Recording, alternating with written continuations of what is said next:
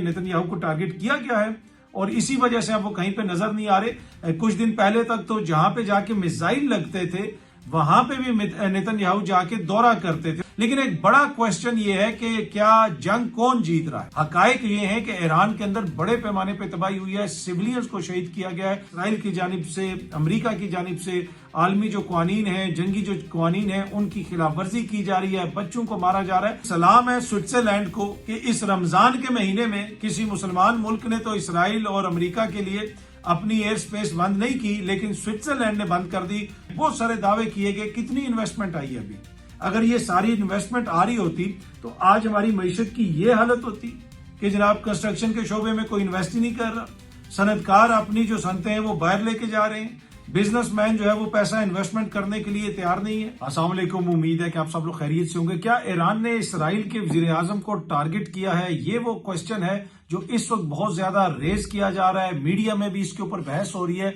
Netanyahu उस तरह नजर नहीं आ रहे। उनकी जो इंपॉर्टेंट मीटिंग्स हुई हालिया दिनों में उनमें भी उनको नहीं देखा जा सकता। उनके बेटे का जो ट्विटर अकाउंट है उसमें भी तकरीबन कुछ 6-7 दिन पहले आखिरी ट्वीट की गई, उसके बाद अभी तक कोई ट्वीट नहीं की गई। उनका बेटा भी काफी रेगुलर है, वो बार बार ट्वीट्स भी करता है, चीजें भी शेयर करता है। इसी तरीके से जो इंपॉर्टेंट मीटिंग्स हुई सिक्योरिटी के हवाले से, जिनकी फुटेज जारी की गई, उसमें भी नेतन्याहू को नहीं देखा जा सकता। ऑल्दो कि नेतन्याहू का जो ऑफिस है, इसराइली प्राइम मिनिस्टर का जो ऑफिस है, उन्होंने आज एक बयान जारी किया और उसमें उन्होंने कहा कि इन खबरों में कोई सदाकत नहीं और नेतन्याहू बिल्कुल ठीक है। अब ईरान की जानिब से भी अभी तक कोई ऐसा क्लेम सामने नहीं आया कि हमने नेतन्याहू को हिट किया है, हमने उसको टारगेट किया है।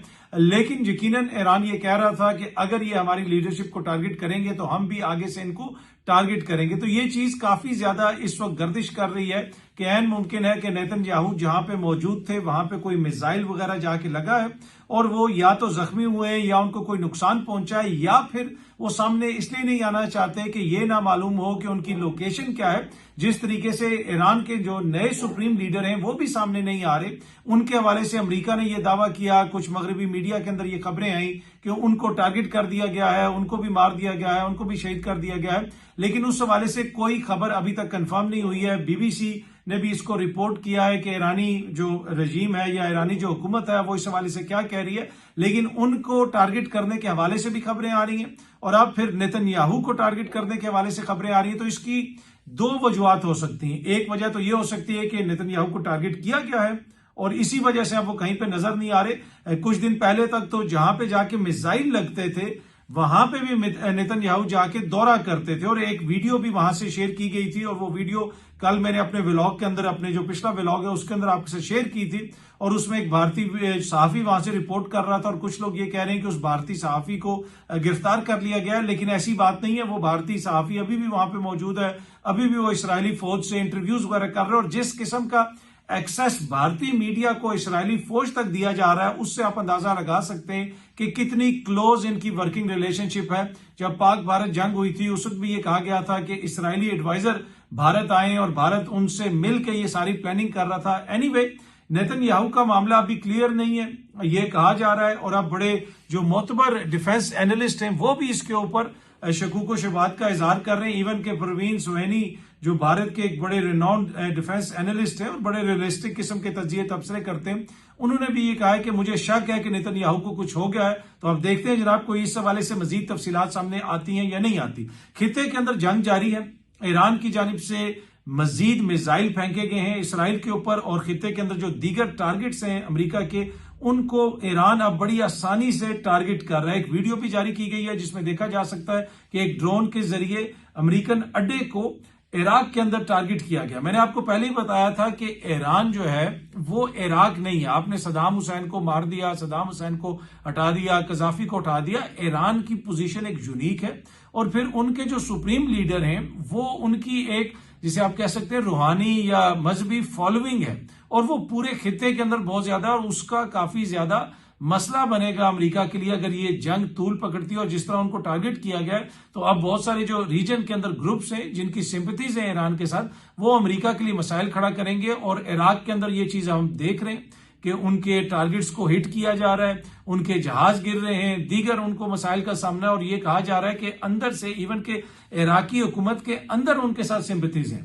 और जो वहां पे लोग डोमिनेट करते हैं उधर की स्टैब्लिशमेंट को इराक के अंदर, उनकी सिंपैथीज ईरान के साथ हैं और वो मसाइल पैदा करेंगे अमेरिका के लिए। इसी तरह खित्ते के दीगर ममालिक के अंदर भी ये सब कुछ हो रहा है। तो ईरान मिसाइल भी मार रहा है, इसराइल आज इतवार वाले दिन भी जाके मिसाइल गिरे, लेकिन वहां पे अब रिपोर्टिंग को थोड़ा बहुत रिस्ट्रिक्ट कर दिया गया है, बल्कि काफी ज्यादा रिस्ट्रिक्ट कर दिया गया है। मशरिक वस्ता के जो मुख्तलिफ ममालिक हैं वहां पे रिपोर्टिंग को कैसे रिस्ट्रिक्ट किया जा रहा है उस हवाले से बाकायदा तौर पर बीबीसी ने एक पूरी रिपोर्ट लिखी कि किस मुल्क में क्या हो रहा है। ईरान के अंदर भी रिस्ट्रिक्शंस है, दीगर जगहों पे भी रिस्ट्रिक्शंस है, लेकिन इसराइल जो कहता है कि हम सबसे बड़ी जमहूरियत है, उन्होंने भी चीजों को अब छुपाना शुरू कर दिया। वो उनको ये अंदाजा नहीं था कि ये जंग इतनी तूल पकड़ेगी। आज गालबन 16वां दिन है जंग का, 2 हफ्ते से ज्यादा हो गए जंग को शुरू हुए। इनका ख्याल ये था कि सुप्रीम लीडर को हम मार देंगे ईरान के, तो उसके बाद पूरी रजीम कोलैप्स कर जाएगी, या फिर हम अपनी फौज वहां पे भेज देंगे, बमबार त्यारे भेज देंगे तो प्रेशर पड़ जाएगा।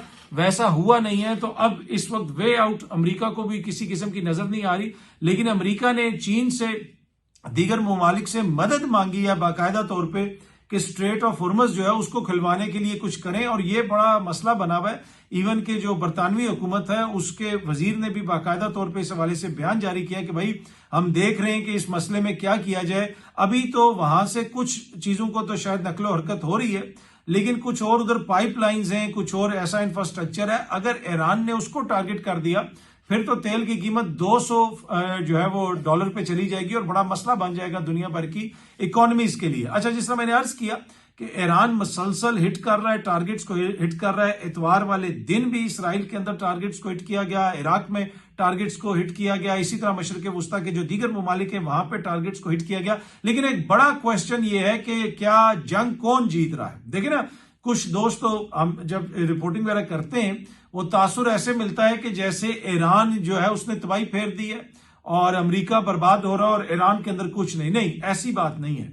हकायक ये है कि ईरान के अंदर बड़े पैमाने पर तबाही हुई है, सिविलियंस को शहीद किया गया है कई सौ, अब तक बताया जा रहा है कि 1500 के करीब वहां पे आम शहरी और लोग जो है वो शहीद हो चुके हैं। इंफ्रास्ट्रक्चर को तबाह किया है, बड़े बड़े बम वहां पे फेंके जा रहे हैं अमेरिका की जानिब से, इसराइल की जानिब से अपने बम और मिसाइल ये टेस्ट कर रहे हैं ईरानियों के ऊपर। तो बड़े पैमाने के ऊपर ईरान के अंदर तबाही है, बड़े पैमाने के ऊपर ईरान के अंदर हिट किया जा रहा है इसराइल की जानिब से, अमेरिका की जानिब से।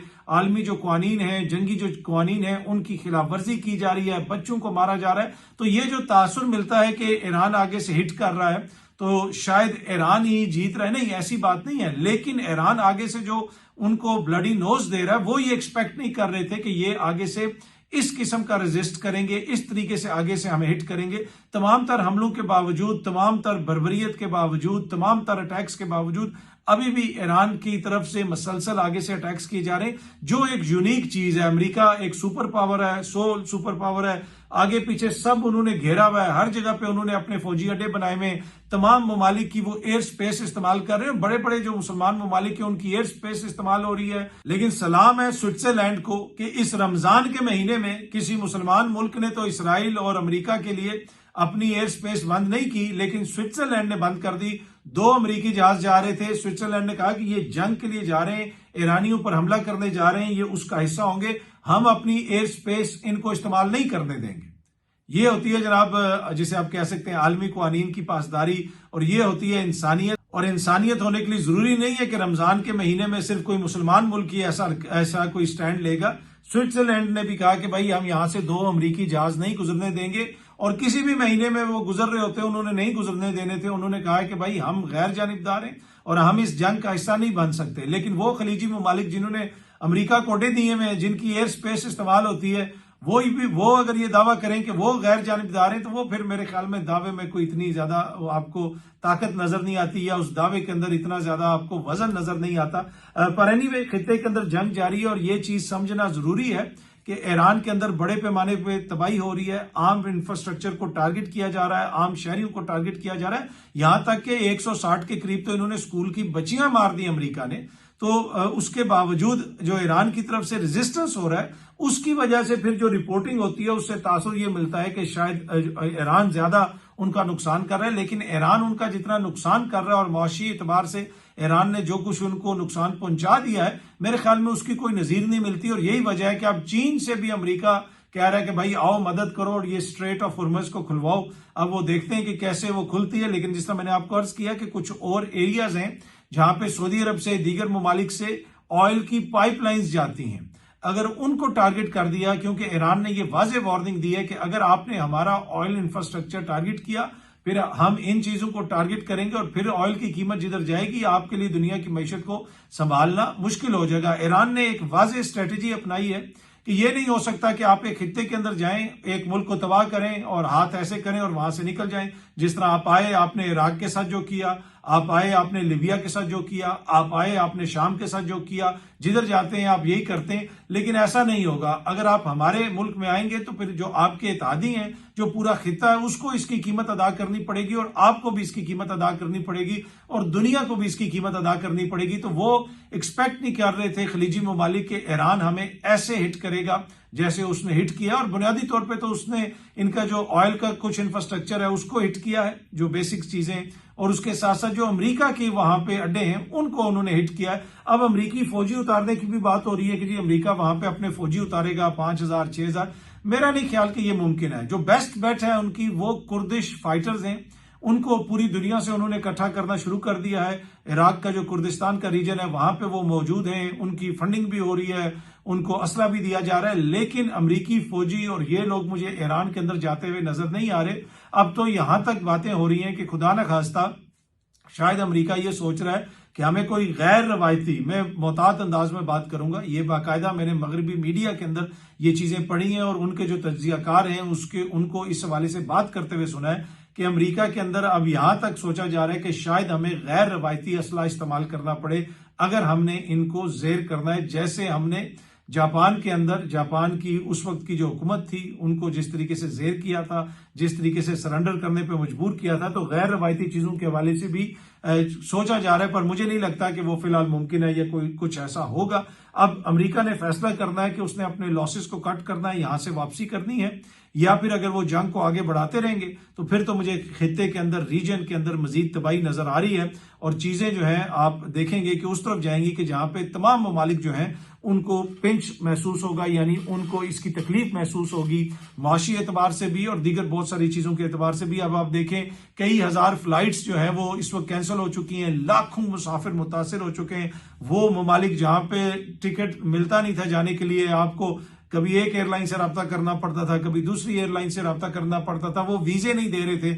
आज वहां पे कोई जाना नहीं चाहता और जो सिचुएशन बन गई है, अगर ये जल्दी हल ना की गई तो वो खिता तो बहुत ज्यादा मुतासिर होगा। बाकी तो जो आगे पीछे ममालिक हैं वो तो अपना तेल बेच रहे हैं, वो एक डेस्टिनेशन तो नहीं बेचते। दुबई और यूएई तो एक डेस्टिनेशन बेच रहे थे, तो उनके लिए बड़ा मसला बनेगा और इसी तरह खित्ते के दीगर ममालिक जो है उनके लिए भी मसला बनेगा। लेकिन इस सारी चीज के अंदर हम देख रहे हैं कि रशिया का बड़ा फायदा हो रहा है, रशिया का तेल भी बिक रहा है। वही अमेरिका जो कहता था कि जी रशिया का तेल कोई नहीं खरीद सकता। अच्छा, ये जो आलमी सैंक्शंस लगती हैं ये दुनिया का सबसे बड़ा फ्रॉड है। लेट मी रिपीट दिस, ये दुनिया का सबसे बड़ा फ्रॉड है। ये जो आलमी जी उनके ऊपर पाबंदियां लगी, भाई तुम होते कौन हो पाबंदियां लगाने वाले? खुद तुम गैर कानूनी जंगें शुरू करते हो, खुद तुम स्कूलों पे बमबारी करते हो और तुम दुनिया पे लगाते हो क्या पाबंदियां कि जी आप ये नहीं खरीद सकते, आप वो नहीं बेच सकते। मसला तो ये है कि भाई आप कौन है, आपको किस हैसियत में ये इख्तियार हासिल है कि आप दुनिया भर पे पाबंदियां लगाते फिरें? खुद आप किसी के पैसे रख लें, किसी के जो है माल रख लें, उसके ऊपर कोई पाबंदी नहीं। इवन कि आपको पता है कि ईरान का कितना पैसा अमेरिका में फंसा हुआ है, मगरिब में फंसा हुआ है, जो उनके पैसे पड़े हुए हैं ये वापस नहीं करते। बल्कि इवन के बरतानिया में कई $100 मिलियन के उनके पैसे पड़े हुए हैं। उन्होंने बरतानिया से टैंक खरीदे थे 70 की दहाई में ईरान ने, और बहुत सारी पेमेंट अपफ्रंट कर दी थी। बाद में वहां पे हुकूमत तब्दील हो गई, खुमैनी साहब की हुकूमत आ गई, बरतानिया ने वो टैंक डिलीवर नहीं किए। वो पैसा अभी भी जो है गालबन बरतानिया में कुछ फंसा हुआ है, अभी भी वहां पे पड़ा है। वो काफी अरसा वो सारी मामला आलमी अदालतों में चलता रहा। वो मेरा सब्जेक्ट नहीं है, मैं आपको किसी दिन बताऊंगा कि कितना ईरान का पैसा मगरबी ताकतों ने अपने पास दबा के रखा हुआ है। पर एनीवे, ये जो पाबंदियां लगा देते हैं, किसी जगह पे भी जंग शुरू कर देते हैं, क्या ये पूरी दुनिया के मालिक हैं? क्या इसी तरह ये सिस्टम चलता रहेगा? मेरे ख्याल में अब इस सिस्टम के ऊपर भी क्वेश्चंस उठ रहे हैं। लेकिन जिस तरह मैंने अर्ज किया कि खित्ते के अंदर जंग जारी है और जो ये तासुर है कि ईरान जो है वो दुनिया में तबाही फेर रहा है और ईरान सिर्फ इनको मार रहा है, ऐसी बात नहीं है। ईरान में ज्यादा नुकसान हो रहा है, ज्यादा बर्बरियत का मुजाहरा किया जा रहा है इसराइल की जानिब से, अमेरिका की जानिब से, बाकी आगे से ईरान भी हिट कर रहा है। और ये मैं आपको इंफॉर्मेशन की बुनियाद पर बता रहा हूं कि आज एतवार वाले दिन भी ईरानी मिसाइल जाके लगे हैं इसराइल के अंदर, और जिनसे हलाकतें भी हुई हैं, वहां पे नुकसान भी हुआ और काफी ज्यादा मसला बना हुआ है। अच्छा जी, अब थोड़ी सी पाकिस्तान की खबरें। पाकिस्तान की मईशत की बात की जाए तो सोहेल वड़ाइक साहब ने आज अपने कॉलम में लिखा है कि बेरोजगारी बढ़ रही है, टैक्स इतना ज्यादा लग चुका है कि लोगों की जो इनकम है वो तकरीबन 10 साल पहले जितनी थी अब उतनी रह गई है। इसी तरीके से जो कंस्ट्रक्शन का शोबा है उस पे इतने ज्यादा टैक्स लगा दिए गए हैं कि वहां पे कोई सरमायाकारी नहीं कर रहा। और ये जो शोबा है, उन्होंने लिखा कि ये 20 से ज्यादा शोबों का इंजन है, यानी अगर कंस्ट्रक्शन का शोबा चलेगा तो मुल्क की मैशत चलेगी, बहुत सारे जो दीगर शोबे हैं वो भी चलेंगे। लेकिन हुकूमत की पॉलिसीज की वजह से हालत यह है कि आज कोई भी सरमायाकार इसके अंदर दिलचस्पी लेने के लिए तैयार नहीं है, टैक्सेस इतने लगा दिए गए हैं। और इसी तरीके से जो सनतकार हैं वो अपने बिजनेस को दीगर ममालिक के अंदर शिफ्ट कर रहे हैं। तो ये आपकी मईशत की इस वक्त हालत है। और ये वो लोग हैं जो सिर्फ एक पॉइंट पे आए थे, इनका एक पॉइंट था कि मुल्क की मईशत तबाह कर दी है इमरान खान साहब ने, और हम आके मुल्क की मईशत को बेहतर करेंगे। बार बार ये कहा जाता था कि जी ना तजर्बाकार ने ये कर दिया, ना तजर्बाकार ने वो कर दिया। इनकी तजर्बाकारियां आपने देखी हैं, तकरीबन 4 साल हो चुके हैं इनको आए हुए। आज डॉलर का क्या रेट है, आज पेट्रोल का क्या रेट है, आज मुल्क की मईशत की क्या हालत है कि आज 4 साल के बाद तकरीबन सोहेल वड़ाइक साहब लिख रहे हैं कि सनतकार जो है वो अपनी सनतों को बाहर शिफ्ट कर रहे हैं। ये तो कहते थे जनाब हुकूमत वाले कि यहां पे सनतें आएंगी, यहां पे इन्वेस्टमेंट आएगी। इन्वेस्टमेंट इस वक्त कितनी आ रही है, दौरे इनके बंद नहीं हो रहे। अब ये कह रहे हैं जी हम पेट्रोल बचाएंगे। और भाई 3-4 सालों से जो आप पूरी दुनिया में घूम फिर रहे हैं, जिस तरीके से हुक्मरान अशराफिया पैसे खर्च कर रहा है, उसमें कितना आपने पैसा बचाया। ये तो कहते थे यार दौरे के बाद जी ये एमओयू भी साइन हो गया, वो एमओयू भी साइन हो गया, कतर से इतना पैसा आ रहा है, यूएई से इतना पैसा आ रहा है, कुवैत से इतनी इन्वेस्टमेंट आ रही है, जेंट्री बीच जो है उसने इतना पैसा लेके आना है। बहुत सारे दावे किए गए, कितनी इन्वेस्टमेंट आई है अभी। अगर ये सारी इन्वेस्टमेंट आ रही होती तो आज हमारी मईशत की ये हालत होती कि जनाब कंस्ट्रक्शन के शोबे में कोई इन्वेस्ट ही नहीं कर रहा, सनतकार अपनी जो सनतें हैं वो बाहर लेके जा रहे हैं, बिजनेसमैन जो है वो पैसा इन्वेस्टमेंट करने के लिए तैयार नहीं है।